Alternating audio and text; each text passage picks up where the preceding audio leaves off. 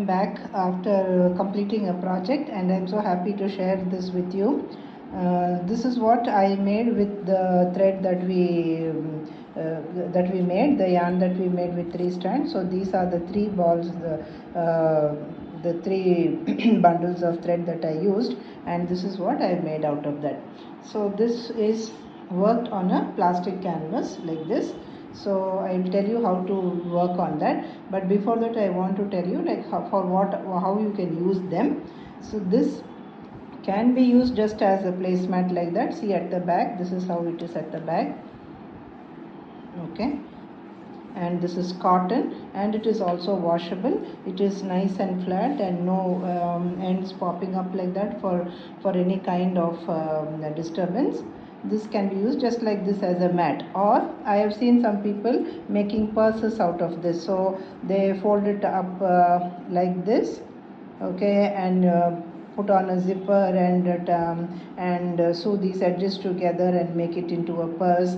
I've seen people making it into bags also, or I've seen even people making it into planters. So attach both of them like this, sew them up like this, and it becomes a planter like this also. So for any so this you can consider to use it for any in any way which in any creative way which you think is possible. So this is what I have made now, and I have used just some of the threads that we made, and I have a lot of them still remaining which I can use for other projects. Okay, like I was telling you, this is made with the plastic mesh like this. So let me move this away. This is a plastic mesh, see if you can see, and the size of this mesh is small, but I believe we get sheets like this with bigger meshes also, which is possible. Also we get meshes in cotton also, the one that they use for rug making. So that mesh also can be used for this, but the only thing is when as these holes get bigger, your thread that you use also should be thicker. Okay, so for this one I have used just the 3 strands, so which was enough. But if you are going to use the rug making canvas, then you will have to use a thicker thread, or maybe acrylic yarn, leftover acrylic yarn would be a good will be the best option for that. Or in case you don't have a plastic canvas, or you don't want to buy one, or not available with you, we can even make a mesh out of the cotton thread. Any thread that you have, you can make a crochet mesh like this. See if you can see, I have just made it with DCs, that is double crochet meshes like this, in a square, not a square, I think, yeah, it is a square. So using this also we can make the same stitch, whatever I'm going to show you, we can make it with this also. I'll show you what I have made earlier. So see, you see, this one is the same as using as using a mesh. So this is acrylic yarn, and with some leftover yarn I tried doing it, and it came out beautifully like this. So see, this is the back. This is the same method. I first made a mesh with the blue color, and I made these stitches with variegated yarn. So that is why they are in different colors. So this one is a variegated yarn, and the one that is running this direction is a single color yarn, and I like the effect of this. The same thing can be done with the mesh also, but for this video I chose to make this mat, and this is a very simple design, because it's at random, we make the stitches at random, so there is no set guidelines or rules for this. And so let me head to showing you how to make this one now. So here I have the plastic canvas, and for demonstration purposes, instead of using the whole sheet, I will make it into a smaller one. So which is also a good idea. If you want to make it into a coaster or something like that, you can even make a smaller one. So I will cut out kind of smaller square like this.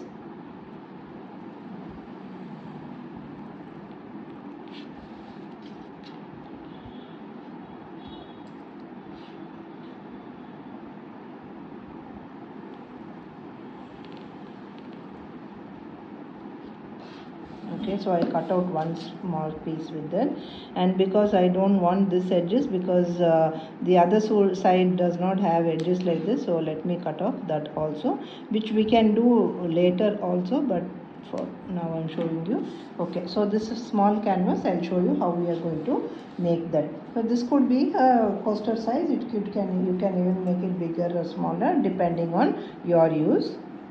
So first begin with making a slip knot. After you make the slip knot, take your crochet hook, any hook that will be comfortably go inside these holes. Okay, so depending on the mesh that you have to choose your needle. Now start from the corner. Okay, put your needle from the top to the bottom and tighten up your slip knot.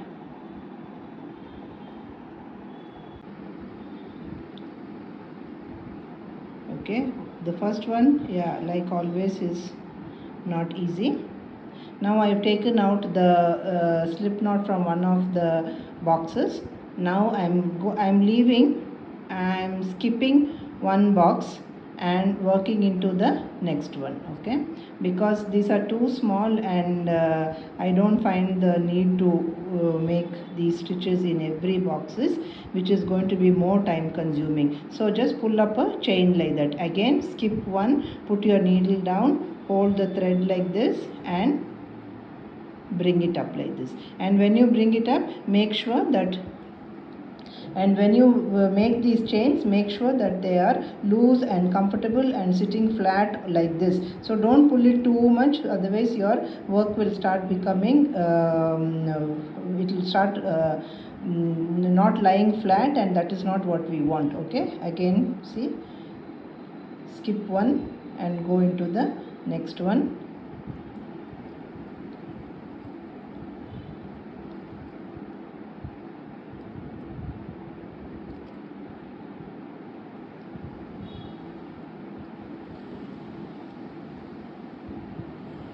So I'll show you when we go up how to turn it. And so the design possibilities are many. You can make your choose your own designs. See, now I've come to the end here, and when I've come to the end, I have only one box left. So that is okay. You can just make one stitch in one box. Now to move to the next box, what we have to do is, see, just insert into the next box. That's all, and pick up your thread as usual and bring it out. Okay, that's all. Now for ease of working, I am going to just turn it. If you are comfortable working in that direction, you could carry on like that also. Now after doing that, again skip one stitch,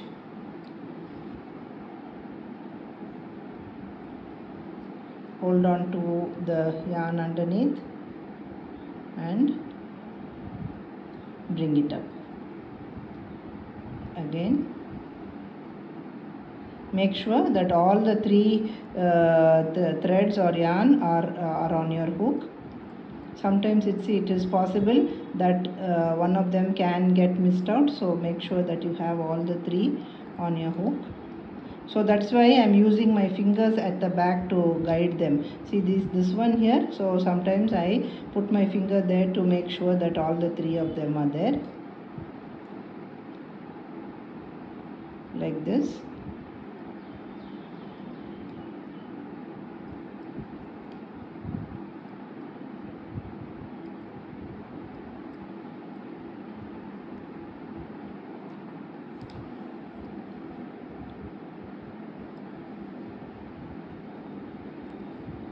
Always make sure that your work is loose and you pull your chains a little bit up like that to accommodate both the boxes.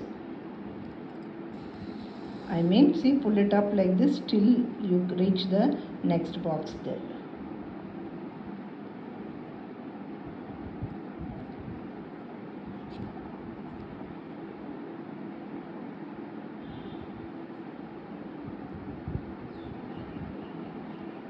Okay, and again there's only one here. We'll go ahead with only one of them.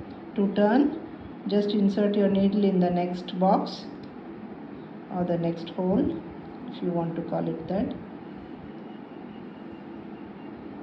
Bring up your chain stitch and turn it now,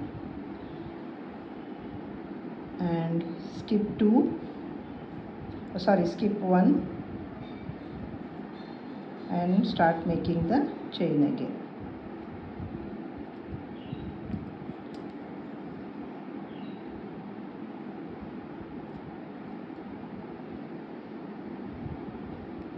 I think I lost one thread. Let me go back to that.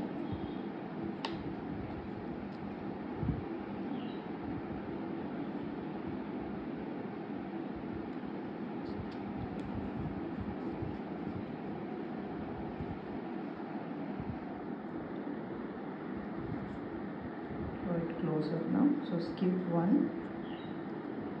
See, guide your thread with your fingers underneath.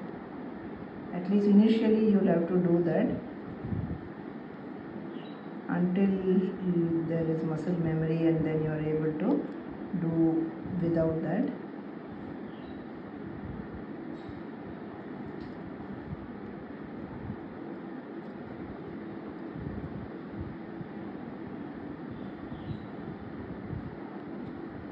Yeah, it is a little bit of something that you have to do carefully, but the result is worth it. And if you are making a small project, it will go quickly, so it's not like the mat that I made, which is a huge one, and it took me almost 3 days to complete it.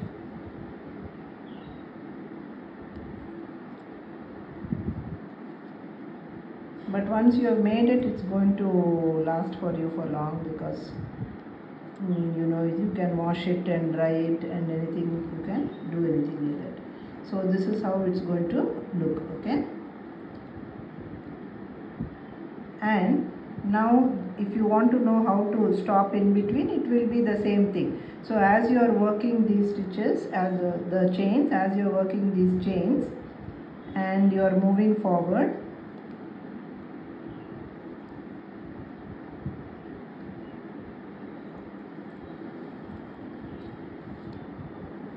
so now see, supposing now you want to change direction, so here itself you are just going to turn it, that's all. You are just going to turn like how you turn at the end of the row.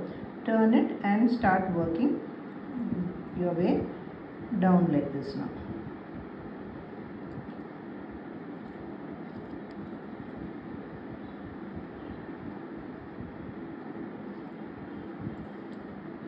Okay, so this is how you have to this is how this one was made. See, if you want to see here, as I am making, I will stop here and then again come back, okay, and then again go up till here and again stop in between. So this is how these I am getting these chevron like patterns. So as I come up, I will come up till here and then I'll turn here and I will go down. Again next I will come up till here, turn and go down like this. So that's how we get that pattern. Of course, there are various ways in which you can make patterns from this. See, this is what I have got so far.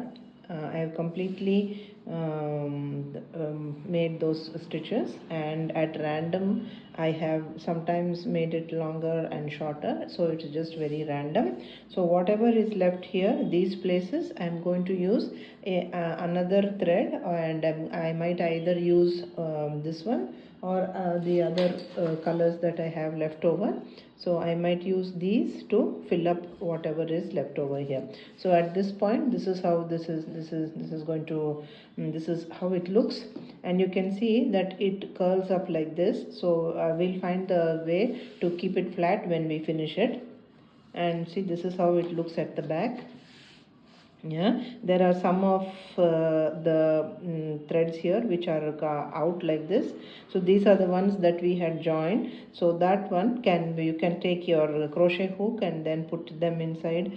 You can weave them inside like this. So all that can be done.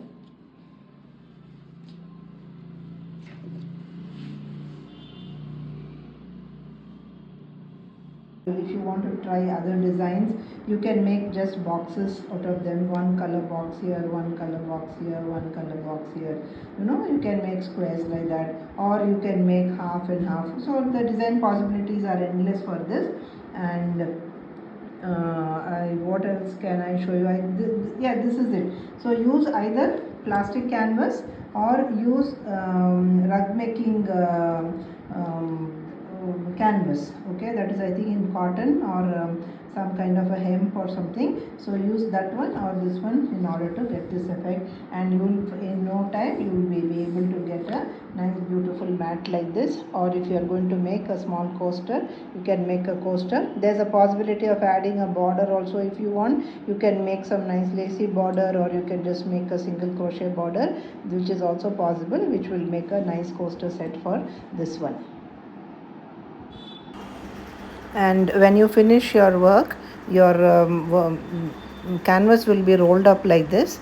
So what we have to do is, you will have to iron it like this or give it a good press. So instead of putting the iron box directly on your work, you will have to place a white cloth or any cotton cloth on that, and use a steam iron and give it a good press. So the heat will ease the cotton thread as well as ease the plastic canvas a bit, and then your work will then stay flat like this.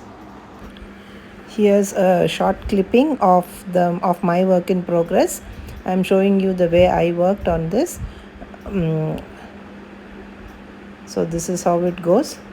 And once you have made all the peaks and valleys, that is the ups and downs in a certain color, then you should fill up the rest of the work with the other color. So it's two step, but one advantage of this is the yarn never gets over.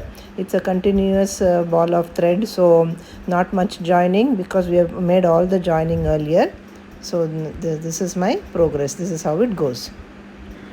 Thank you for watching, and if you like my tutorial, please do like, share and subscribe to my channel and help me spread my work to anyone who might be interested.